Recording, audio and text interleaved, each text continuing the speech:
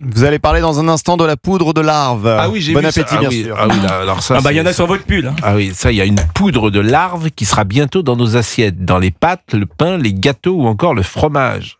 Figurez-vous que la Commission européenne a donné son feu vert. À partir de lundi, la poudre de larve de verre de farine traitée aux UV deviendra un ingrédient à part entière. Alors, l'utilisation sera encadrée. 4 grammes de cette poudre seront autorisés pour 100 grammes de pain et jusqu'à 3,5 grammes dans les gâteaux. Mais c'est quoi la poudre de larve ? Vous avez un invité, justement. Et quel est l'intérêt d'avoir de la poudre Il y a de la protéine dedans, c'est ça ? Je ne Il y sais a un pas. invité pour Oui, cette raison, c'est oui. ça. Vitamine D et protéines. Voilà. L'été, mais c'est une bonne chose ou pas ? Vous avez un invité, justement. Pour ça. C'est écrit en sera dessous. obligatoire. Non mais on sera avec Arnaud Cocolle Qui est déjà là. Mais, Monsieur Cocolle est ici. Monsieur Cocolle. Oui, bonjour Pascal. Bonjour Ouais. Monsieur Cocolle. Vous allez bien ? Très bien, écoutez, je vais manger de la poudre de larve. Mais non, mais je ne sais même pas ce que c'est. C'est quoi la poudre de larve ? En fait, c'est des vers, c'est tiré de vers. Alors, c'est un petit peu le principe, ce qu'on appelle l'entomophagie. Vous voyez, le fait de manger des insectes. Bon, vous avez plus d'1 milliard d'individus quand même dans le monde qui mangent des insectes. Vous allez en Asie, vous allez en Afrique, vous mangez des insectes. Donc, c'est vrai que c'est pas répandu dans notre pays. Ça va le devenir peut-être de plus en plus de façon insidieuse parce que se posent des questions forcément éthiques, écologiques, etc. Et de santé publique au niveau de la viande, c'est un excès de viande qui est pas bon pour la santé. Donc on essaye de diversifier un petit peu les sources d'approvisionnement. Excès de viande, pas bon pour la santé. Ça me fait toujours, c'est des protéines. Il faut bien manger de la viande quand même pour. Oui, mais il faut pas être excessif. Puis vous savez, et c'est quoi être excessif ? Moi, ça fait depuis l'âge de 10 ans, je mange quasiment toujours de la viande rouge. J'en ai 60. Oui, mais il y a toujours. Mais Pascal, il y a toujours des exceptions. Il y a toujours des gens qui vont être en bonne santé en mangeant. C'est vrai. Voilà. Je Le principe de la médecine, c'est ça. Il y a toujours. Bon, vous savez, je répète souvent à mes patients la phrase de Coluche: tous les hommes naissent libres et égaux, mais pour certains, ça sera plus dur. On marque une pause et on revient tout de suite après la pause. Vous savez que ce soir, j'irai. D'ailleurs, il était intervenu sur Europe 1. Comme je suis tout seul ce soir, j'irai dans un restaurant de viande chez un ami qui habite dans le 14e arrondissement.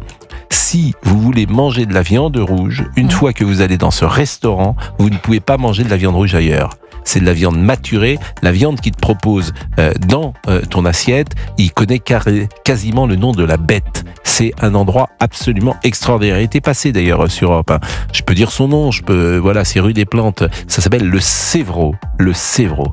Vraiment, si vous êtes à Paris, allez, et que vous aimez la viande rouge, bien évidemment, c'est de la viande maturée. C'est pas excessif, c'est pas plus cher. Je vais pas dire que c'est pas plus cher qu'ailleurs. C'est peut-être un peu plus cher qu'ailleurs. C'est un ancien boucher. C'est un type extraordinaire. C'est un artisan. C'est ça être français. Vous voulez pas nous inviter? Oui, on Non, peut y aller. toute l'équipe? Pourquoi ? Si vous voulez. Parce qu'on n'a toujours pas fait de dîner de saison. Mais je voulais ce soir. Il n'y a pas de C'était là, souci. il voulait nous Ah bon inviter. Eh ben, oui. je viens avec vous. Une bonne Voilà. viande rouge. Venez avec moi. On va tous les deux, on va déboulocher au resto. Pourquoi tous les deux entre hommes. 11h-13h sur Europe 1. Pascal Praud. Alors Arnaud Cocolle est nutritionniste. Une poudre de larve donc bientôt dans nos assiettes, dans les pâtes, le pain, les gâteaux ou encore. Mais c'est un choix idéologique ou vraiment c'est quelque chose d'intéressant? J'arrive pas à comprendre, Monsieur Cocolle. Moi, je pense que ça peut être intéressant, mais à condition que ça figure sur l'emballage de façon explicite, parce qu'il y a quand même des risques d'allergie. Il y a certaines personnes qui peuvent être allergiques avec cette poudre de larve, donc il faut que ça soit bien Qu'est-ce que ça va changer, par exemple, cette poudre? Je vous assure, je comprends rien à ce sujet, en fait. La poudre de larve dans les pâtes, qu'est-ce qu'elle va changer? On la verra pas, alors elle aura été... Mais qu'est-ce que ça va changer dans la fabrication des pâtes? Non, ça va rien changer à la fabrication des pâtes, ça va simplement enrichir vos pâtes en protéines. Donc les protéines, c'est des nutriments dont nous avons tous besoin. Et en fait, en mangeant ça, on attend que les gens consomment peut-être moins de viande à côté. D'accord, c'est parce qu'il y aura je comprends, donc c'est dans les pains, les gâteaux, le fromage. Mais il faudra le dire, effectivement, ça, faudra le dire. Parce que... Il faut que ça soit affiché de façon explicite. Et mais vous avez envie d'acheter ça Alors, vous aurez rien au niveau du goût. Je pense que ça va rien changer au niveau du goût parce que vous n'allez pas vous rendre compte parce que la teneur, c'est 4%, je veux dire, dans les pâtes ou le pain, et ça va être 3,5% dans les gâteaux. Donc c'est vraiment une teneur extrêmement Alors on ténue. commence à nous mettre des poux dans la tête et des insectes dans nos assiettes. Complètement. On commence ça. Je vous disais tout à l'heure qu'il y avait quand même 1 milliard de gens qui consomment déjà régulièrement des insectes dans le monde. Donc les Mais insectes. qu'est-ce qu'on mange comme insecte, par exemple ? Vous allez manger, ça va être des vers, ça va être. Alors, je connais pas vraiment des vers. mais c'est des larves de vers de farine. Vous voyez, c'est donc vous allez mais manger. Autrement, on mange pas d'insectes, ça se mange pas. On peut manger des criquets, des choses comme ça. Moi, une fois sur un plateau de télé, d'ailleurs, on m'avait fait goûter un criquet. Bon, vous fermez un petit peu les yeux quand vous mangez ça, puis après, bon, il y a des antennes qui se coincent un petit peu dans les dents. Donc, mais hormis ça, c'était pas si mauvais. J'ai mangé une fois aussi un chocolat qui était aux larves de vers de farine. Bon, ça avait un goût pour citer la marque, de crunch, quoi, si vous voulez. Mais c'est tout. Mais c'est pas très ragoûtant, votre affaire. C'est pas désagréable. C'est pas dégoûtant.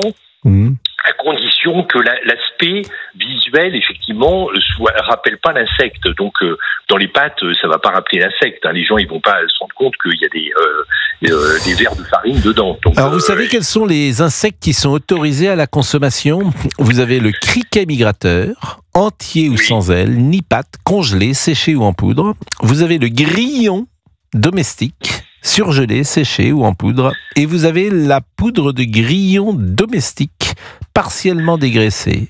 C'est une autorisation qui a été accordée à une société vietnamienne. Bon, moi, j'ai pas tellement envie de manger des insectes. Non, du tout. Non, je vous remercie. Oui, mais si c'est de la poudre, si c'est de la poudre, je pense que ça peut être intéressant pour l'apport minéraux. Ça va vous apporter du calcium, ça va vous apporter des minéraux, etc. Donc ça peut enrichir. Pour des personnes âgées, par exemple, qui ont des problèmes de manger de la viande, tout ça, parce que des problèmes masticatoires, etc., c'est un moyen d'enrichir en teneur en protéines, par exemple des pâtes, des choses comme ça qui font partie de consommation régulière. Il y a également un coût économique. Manger des insectes, ça coûte moins cher que de manger des protéines animales. Et des raisons écologiques également, c'est-à-dire que pour produire des insectes, vous n'avez pas la même consommation d'eau que pour produire 1 kilo de bœuf. Bon, écoutez, merci beaucoup. Vraiment, c'était surprenant de vous écouter. Arnaud Cocolle, vous êtes nutritionniste. On finit juste sur la viande. La viande, vous la conseillez combien de fois par semaine, le maximum ? Alors, normalement, les recommandations de l'ANSES, l'Agence nationale de sécurité sanitaire, c'est 500 grammes par semaine. Donc, ça vous fait l'équivalent de 4 steaks à peu près par semaine.